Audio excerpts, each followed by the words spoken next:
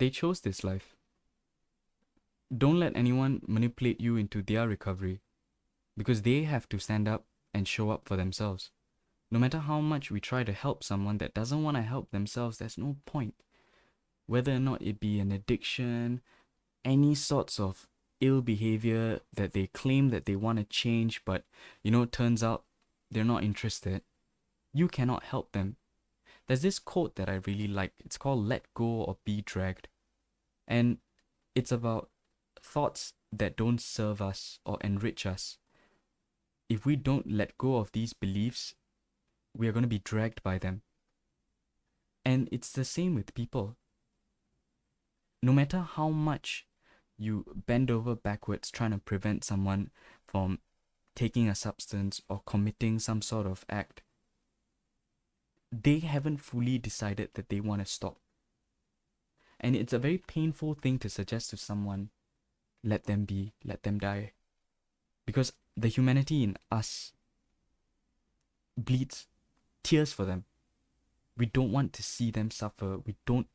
The sight of seeing them suffer is taking precedent over their suffering. And that's not fully true, of course. But at that moment, what we feel is what we see.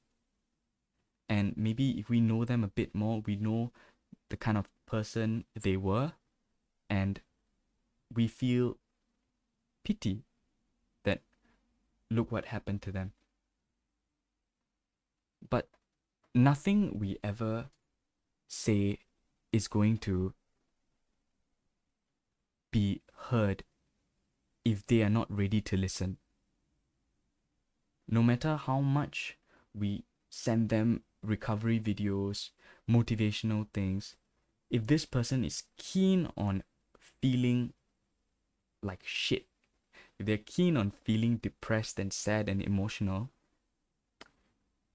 it's a slap in the face or rude awakening that they need. Because when they found joy in the warmth of hellfire, because if hell was actually hot, they wouldn't spend time talking about it. They would actually go and do something about it. There is something that they gain from sharing and complaining about their life and misery. It just so happens that we were the person that they decided to share with. And there is something that they can gain out of this. Either sympathy, our aid, some sort of benefit. Because if it doesn't benefit them, they wouldn't be sharing it like this. And so, some people, I don't believe no one is worth helping. But there comes a limit where you have to tell yourself that this is enough. I've told you 2, I'm not going to tell you 3 times. And they will pull away because you were the person that was enabling them so much. And when you decide that you're not going to be their enabler anymore, they can turn it back against you and say you are the reason why it's leading to all this suffering. And at that moment, we are trying to help them by letting them go. Because if we keep enabling them, it's only going to make things worse. And it's normal at that stage where they try to pinpoint on you and accuse you and insult you that by you letting go, it's going to result in them, losing a life or them being in a terrible state. You have to double down and stick to that decision, because this is a form of manipulation. And if you don't pull back, all right, then you are forever going to enable them. And not only that, you are going to lose precious time in your life. It's because if your life isn't perfect, right? And I'm saying, let's say you have things you have to do. You have to be surrounded by people who are also trying to enrich their lives. And it sounds so mean saying step away from those who are miserable or suffering.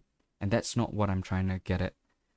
My main goal is that if you haven't figured something out, or if you are on the process of achieving and attaining something, that is not the moment where you decide to be Mother Teresa and go around helping someone or a lot of people. My biggest goal in life is to be able to pay or fund children's education, not my own, but in general. And I had a big issue of lending people money. I've lent so much, and only 2 of them are still talking to me. The rest have all ghosted me. And whenever someone comes to me and I know that they need my help, I give them. And when you keep giving and then you start to realize that, whoa, it's over a few $1,000s, I'm just giving. And you realize that in case of an emergency, I've helped one person, sure. If I help this many people financially, what will become of me if I need help? Because you've worked so hard to not require someone's help financially, for example. And by you giving money out, helping others, who will help you? Somebody else. As opposed to you were able to help yourself from the start. And when you lent out money the first few times, you could have stopped it at like the first or second amount. But because you decided to enable this behavior of like, if they ask me, I'll give it to them, the amount starts stacking up. And think about it. Your friend who lends money from you, right? Why would he ever want to work hard in life or want to pay you back when you tell him it's fine, pay me whenever you can, or it's no big deal? It's a big deal. Because if you enable them, they will never work for themselves. Or they won't see the urgency of, you helped me, let me give this back to you so that you can help yourself. And a lot of this is about having clear boundaries in life and being so certain that these are the things that you stand for and these are things you don't. You could grow up with someone, spend decades with them, but the second they start to drift off, you can call them once, maybe twice, but after that they're gone. Because if you follow them and start drifting, that's it. Whatever path that you were trying to carve for yourself is gone. And so it could be your best friend, your favorite relative, your parents, anybody. If you don't take the consequences of having boundaries, you are forever going to enable them, lose yourself in the process, and it will just stay stagnant forever.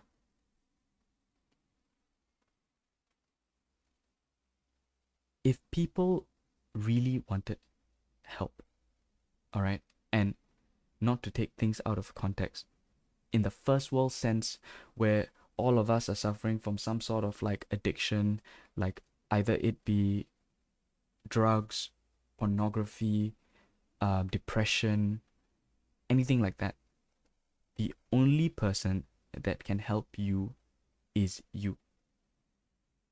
If you decide to do something about it, you can. You are right if you think you are right or wrong. That's so lame. But yeah, no one can save you. All right? And you lost this ability to rely on yourselves because of whatever that you went through. And I want to let you know that you have the power within you. It's not really that deep. A lot of things in life is solved by not doing them, you know? And a lot of it is just abstaining. If you don't do something, you don't experience the bad experience, you know?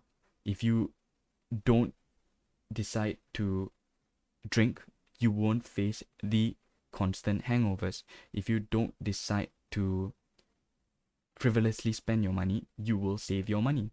And so you have to separate wants and your, how do I say this? Your immediate thoughts that tells you that you want to do something, you know? Take that away. Think about everything that you are embarking on in life. Think about every decision you've made this forward. Think about every decision you've made so far. What am I saying? Think about every decision you've made so far and realize that you are the sum total of all those decisions. And if you are unhappy with yourself and unhappy with where your life turned out, you can get frustrated. But from here, wherever, you can change it. If you see someone going through something, all you can do is remind them the only person that can save you is you. Because I will lose myself helping you. And I can't let that happen. I wouldn't want it to happen for you. Yeah. So it may sound crude and inhumane for me to just say, let them die. But let them die, or they'll take you with them. That's a good way to end that. Alright. Thanks for watching. Ciao.